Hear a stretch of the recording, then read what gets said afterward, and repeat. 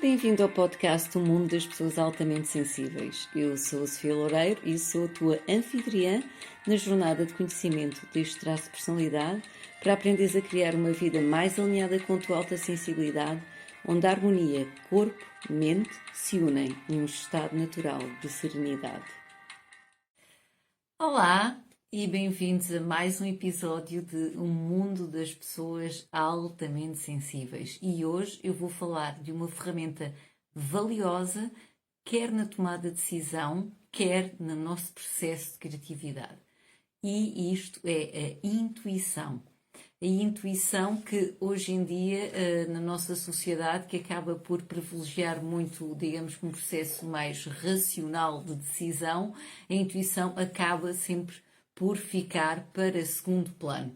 Mas nós hoje vamos falar como confiar mais na nossa intuição e como a desenvolver. Eu sou a Sofia de Loureiro, eu sou terapeuta natural e mentora de pessoas altamente sensíveis. Guio pessoas altamente sensíveis a equilibrar o sistema nervoso através de práticas de saúde natural, de exercícios de meditação, mindfulness e de práticas de psicologia positiva. Portanto, eu vou começar com um excerto do Guia de Remédios Naturais para Mulheres, que é da minha autoria e que vocês podem encontrar em qualquer livraria tradicional, quer na livraria física, quer online. Para quem está no Brasil, podem comprar o Guia de Remédios Naturais para Mulheres através da plataforma online WOOK, wook.pt, porque a WOOK envia também os livros para o Brasil. Eu estou a dizer isto porque depois eu já sei que vão vir as perguntas do Brasil como adquirir o Guia de Remédios Naturais para Mulheres. Portanto, no último capítulo do Guia de Remédios Naturais para Mulheres, eu pedi a colaboração a várias mulheres para escreverem diferentes temas. E tem piada que um desses temas foi precisamente a intuição, em que eu contactei uma pintora e professora de arte intuitiva e também uma amiga minha, a Manuela Caneco, que escreveu um capítulo sobre intuição chamado A Consciência da Intuição, do qual eu agora vou ler aqui 2 certos. Portanto, escreve a Manuela Caneco. Quando Cassandra profetizou que os gregos estavam dentro do cavalo de madeira, ninguém lhe deu ouvidos, e assim eles incendiaram e destruíram Troia. Apolo, o deus da verdade, tinha-se apaixonado por ela e tinha-lhe concedido o dom da intuição. Perante o seu repúdio e como uma dádiva divina não podia ser retirada, ele tirou-lhe a credibilidade. Talvez esta história da mitologia nos conte como, em geral, duvidamos da nossa intuição. Já ouvi muitos comentarem que têm pressentimentos, mas não os seguem para mais tarde se arrependerem.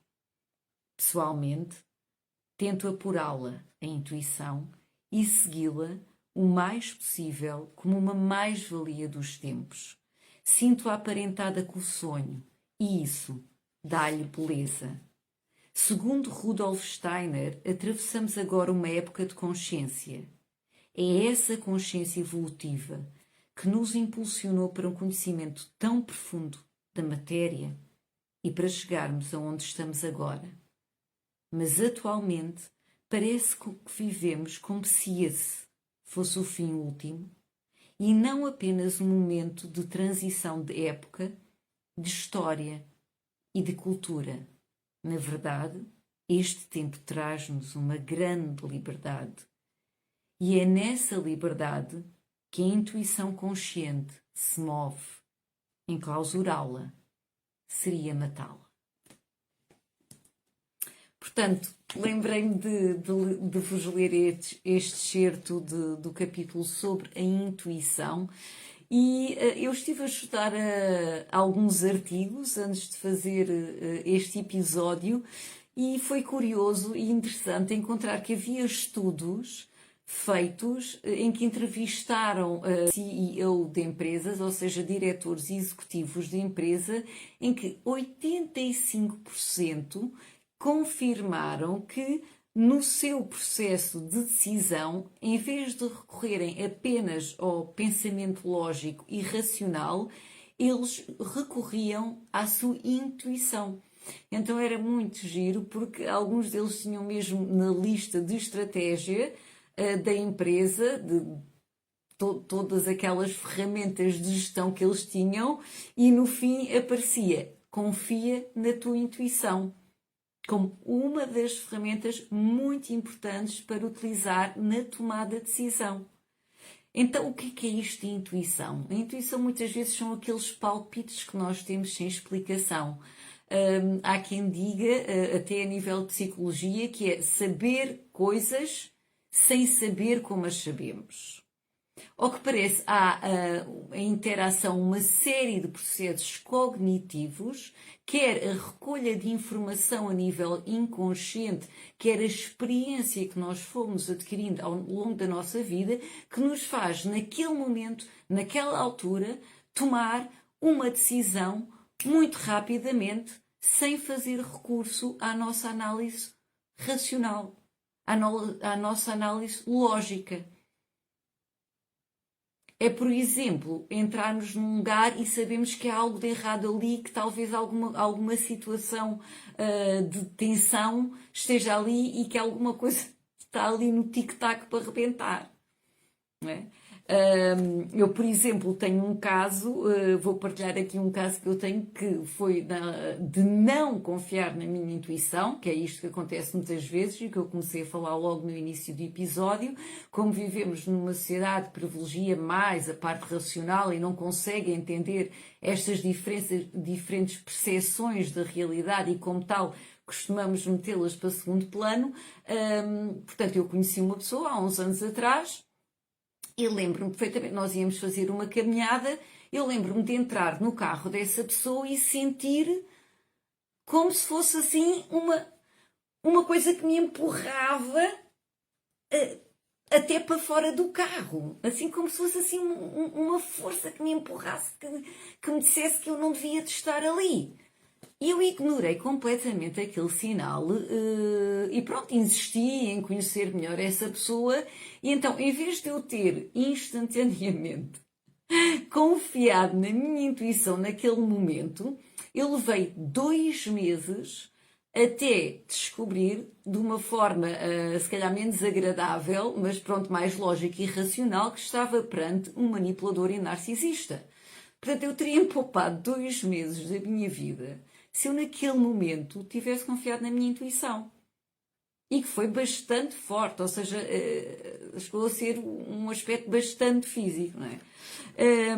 Portanto, se nós formos pensar que realmente a intuição se passeia numa série de processos cognitivos que estão a acontecer também a nível inconsciente, que depois nos faz essa tomada de decisão, assim como, por exemplo, também nos ajuda no nosso processo criativo, se nós formos ver que as pessoas altamente sensíveis nascem com um sistema nervoso que está sempre a processar toda a informação de uma forma mais profunda, quer a gente queira, quer não, portanto a nível involuntário, é então natural que as pessoas altamente sensíveis tenham uma intuição mais aguçada, porque a verdade é que intuição todos nós temos, todas as pessoas têm intuição, mas realmente as pessoas altamente sensíveis, como estão sempre a absorver esta informação, até a nível inconsciente, então é natural que realmente tenham uma intuição mais aguçada. Agora, também, às vezes, sofrem de baixa autoestima e acabam por não confiar nela. Entretanto, também um aspecto é que dizem que o ideal seria nós realmente tomarmos as nossas decisões com uma mistura da parte intuitiva e também da parte depois da análise mais racional, porque a intuição não é infalível, não é? Mas é muito valiosa. E se não fosse tão valiosa, se calhar os CEOs, os diretores executivos de empresas não diziam que confiar na intuição é uma das ferramentas que eles utilizam para a gestão das suas empresas. Portanto, como é que nós podemos desenvolver ou entrar mais em contato com a nossa intuição? Uma das dicas é praticar o rastreio corporal. O rastreio corporal, ou chamado body scan, é muito utilizado a nível de meditação mindfulness, e pronto, pode ter este nome um bocado estranho, mas é tão fácil quanto nos sentarmos, fazer umas respirações profundas de modo a nos ancorarmos no presente e depois de olhos fechados para estarmos mais concentrados, fazer como que um rastreio de todas as nossas sensações, quer seja do topo da cabeça até aos pés, ou há quem comece dos pés para o topo da cabeça. E vamos sentindo todas as nossas sensações, sem fazer juízo de valores, sem começar a classificá-las, isto é bom, isto é mau, aqui dói-me, aqui está desconfortável, é simplesmente fazer um rastreio corporal. O que é que isto nos vai ajudar? Primeiro vai-nos ajudar a estarmos ancorados no presente e que a nossa mente e o nosso corpo estejam no mesmo lugar ao mesmo tempo, o que nem sempre acontece. Porque se nós nos perdemos muitas vezes em pensamentos ruminantes, não é? Acabamos por perder o contacto com o nosso corpo e sequer sentir o nosso corpo. Há pessoas que no início de praticarem um rastreio corporal vão-se aperceber que há certas partes do corpo que nem sequer conseguem sentir. E para isso eu posso ir desenvolvendo noutros episódios quais é que são as práticas que há para nós começarmos a entrar em contacto com o nosso corpo, que é uma âncora do presente. Certo? Portanto, com a prática regular, nós vamos aprender a escutar as mensagens do nosso corpo, que estão a expressar muitas vezes as mensagens da nossa parte inconsciente. E como tal, vamos aprender a estar em contacto com a nossa intuição, a escutar a nossa intuição. Portanto, a primeira dica de praticar o rastreio corporal de forma regular vai-nos ensinar a escutar a nossa intuição. Segunda dica, contacto com a natureza. Portanto, ao fazermos caminhadas na natureza e começarmos a focar nos sentidos à nossa volta, enquanto que o rastreio corporal nos vai ajudar a entrarmos em contacto com o que está no nosso interior, o contacto com a natureza vai nos ajudar a estarmos em contacto com o que está ao nosso redor. Portanto, existem até práticas e empresas que fazem rewilding, precisamente como prática de começarmos a entrar em contacto com os nossos sentidos, portanto, com a nossa experiência sensorial e enraizamento. Enraizamento que é estar no aqui e no agora. Portanto, quando nós vamos fazer as nossas caminhadas, nós começamos a focar-nos nos sons, nos cheiros, até nas texturas das plantas, e tudo isto vamos estar a praticar o enraizamento, portanto estar no aqui e no agora, e também estar atentos à experiência sensorial à nossa volta. Tanto uma como a outra vão nos ajudar na nossa intuição. Portanto, o contacto com a natureza é muito interessante. Além disso, estamos a nos afastar daquele mundo tecnológico que muitos de nós estamos rodeados, e que também, então, é muito interessante nós fazermos este contacto com a natureza, e então aí estamos a experienciar o que está ao nosso redor. Eu ainda há dias estava numa caminhada e estava-me a irritar estar mais na minha mente do que estar em sintonia com o que estava à minha volta. Então o que eu fiz foi simplesmente parei, fechei os olhos. E não foi uma prática de rastreio corporal que eu fiz, a prática que eu fiz foi de abertura de consciência para o mundo que estava ao meu redor. Portanto, fechei os olhos e comecei-me a concentrar nos cheiros à minha volta, nos pássaros à minha volta que eu estava a ouvir, e com isto realmente, quando eu abri os olhos, é sempre aquela surpresa de estarmos rodeados pela natureza, de estarmos enraizados, e então recomecei a minha caminhada de uma forma mais consciente, uma forma de atenção plena, de mindfulness. A terceira dica, portanto, a primeira dica, praticar rastreio corporal para começarmos a escutar as mensagens do nosso corpo, a começar a sentir o nosso corpo. Segundo, contacto com a natureza para começarmos também a abrir a nossa consciência com o que está à nossa volta e sair daquele rodopio de estar sempre só na nossa mente. E o terceiro é começar a confiar em nós, porque dificilmente uma pessoa vai escutar a sua intuição se não aprender a confiar na sua vozinha interior, não é? Se nós passamos a nossa vida inteira a pensar que o que eu sinto não tem valor, não confiamos em nós. E se nós não confiamos em nós, dificilmente vamos confiar na nossa intuição. Portanto, eu aqui vou-vos reportar para o outro episódio que eu já fiz, que é como aumentar a nossa autoestima. Porque para confiarmos em nós, realmente nós temos que começar a gostar de nós.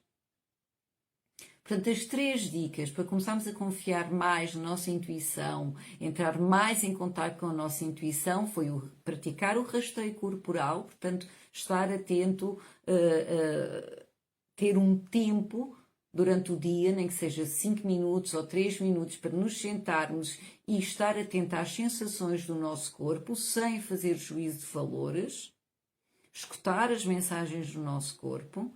O segundo foi entrar em contacto com a natureza e abrir a consciência para o mundo que está à nossa volta, para esta experiência sensorial, para o enraizamento no aqui e no agora. E a terceira dica seria confiarmos mais em nós. Começar a escutar essa voz interior e dar-lhe valor. E a partir daí, quer as nossas tomadas de decisão, quer o nosso processo criativo, vai então entrar em conta com esta habilidade, com esta ferramenta valiosa que é a intuição e que nas pessoas altamente sensíveis é um grande dom. Porque o sistema nervoso já está sempre a aprender toda esta informação a nível inconsciente, ou seja, de uma forma involuntária, nós já estamos a aprender informação à nossa volta, do que está à nossa volta, então para às vezes termos essa decisão rápida. Nós podemos não entender muito bem do que é a intuição, mas quando começamos a confiar nesta nossa habilidade, a nossa vida vai mudar, vamos estar mais alinhados com quem nós somos, vamos estar mais alinhados com o nosso poder pessoal. Portanto, eu vou acabar este episódio com uma citação de Albert Einstein, que foi um gênio do século XX, e ele falava muito em intuição, e ele diz assim: a mente intuitiva é um dom sagrado e a mente racional é uma serva fiel. Nós criamos uma sociedade que honra a serva e se esquece do dom. Então eu termino este episódio com os desejos que nós vamos começar-nos a lembrar cada vez mais do nosso dom. Um grande namasté pela vossa presença e até para a semana. Bem-vindo ao podcast O Mundo das Pessoas Altamente Sensíveis. Eu sou a Sofia Loureiro e sou a tua anfitriã na jornada de conhecimento deste traço de personalidade para aprenderes a criar uma vida mais alinhada com a tua alta sensibilidade, onde a harmonia corpo-mente se unem num estado natural de serenidade.